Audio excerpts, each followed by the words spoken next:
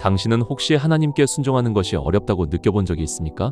마음으로는 주님의 뜻을 따르고 싶지만 실제 삶에서는 자꾸만 당신의 길을 고집하게 되거나 순종해야 할 지점을 알지 못해 헤맬 때가 있을 것입니다.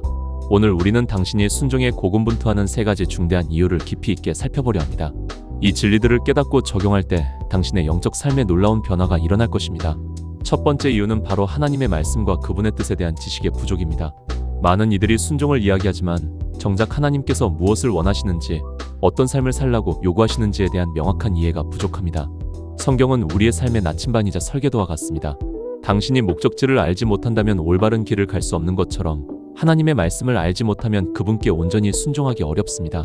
호세아 4장 6절은 내 백성이 지식이 없음으로 망하는도다 라고 경고합니다. 이 말씀은 단지 정보의 부재를 넘어 하나님을 아는 치밀한 지식과 그분의 뜻을 분별하는 영적 통찰력의 결핍을 의미합니다. 당신이 매일 말씀을 묵상하고 그 안에서 주님의 음성을 듣기 위해 시간을 투자하고 있습니까?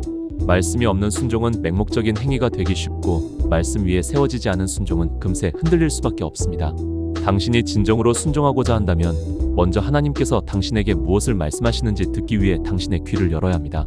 두 번째 이유는 하나님의 선하심과 주권에 대한 불신입니다. 당신은 혹시 하나님께서 당신에게 좋은 것을 주시지 않을 것이라고 은연중에 생각하고 있습니까? 혹은 당신의 상황을 통제하시는 하나님의 능력을 의심하고 있지는 않습니까? 순종은 궁극적으로 하나님의 지혜와 사랑을 신뢰하는 행위입니다. 당신이 주님께 순종하기를 망설이는 순간은 종종 당신의 삶에 대한 통제권을 내려놓고 싶지 않을 때, 혹은 하나님의 계획보다 당신의 계획이 더 안전하고 옳다고 느낄 때 찾아옵니다. 잠언 3장 5, 6절은 너는 마음을 다하여 여호와를 신뢰하고 내 명철을 의지하지 말라. 너는 범사에 그를 인정하라. 그리하면 내 길을 지도하시리라 고 권면합니다.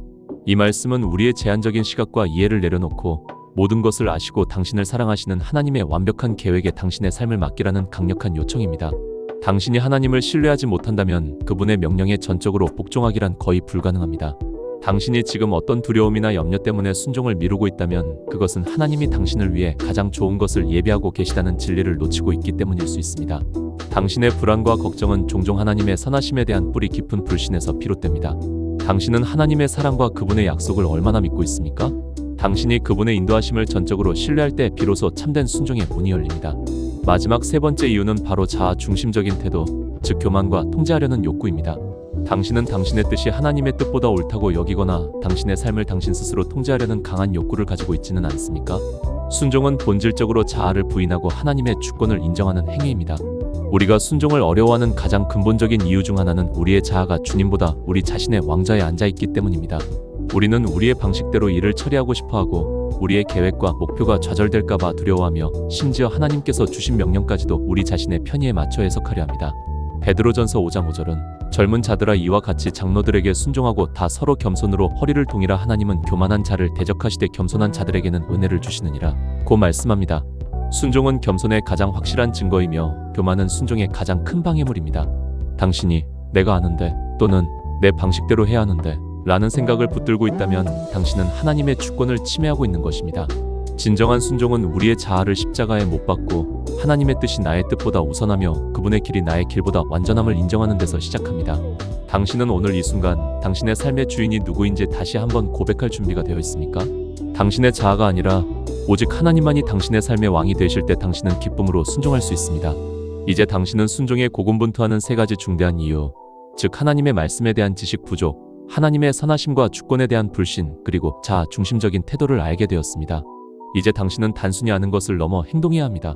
당신의 영적인 눈을 열어 말씀을 깊이 연구하십시오. 당신의 마음을 열어 하나님의 선하심과 그분의 완벽한 계획을 전적으로 신뢰하십시오. 그리고 가장 중요한 것은 당신의 자아를 내려놓고 겸손히 주님의 주권에 복종하십시오. 야고보서 4장 7절은 그런즉 너희는 하나님께 복종할지어다. 마귀를 대적하라. 그리하면 너희를 피하리라 고 선포합니다. 순종은 당신을 얽매는 사슬이 아니라 진정한 자유와 하나님과의 깊은 교제로 나아가는 길입니다. 오늘 당신은 어떤 선택을 하시겠습니까? 당신은 계속해서 순종의 문 앞에서 서성거릴 것입니까? 아니면 오늘부터 하나님의 말씀과 그분의 선하심을 붙들고 당신의 자아를 주님께 온전히 내어드림으로써 참된 순종의 삶을 살아가기로 결단하시겠습니까? 당신의 순종이 당신의 삶을 변화시킬 것입니다.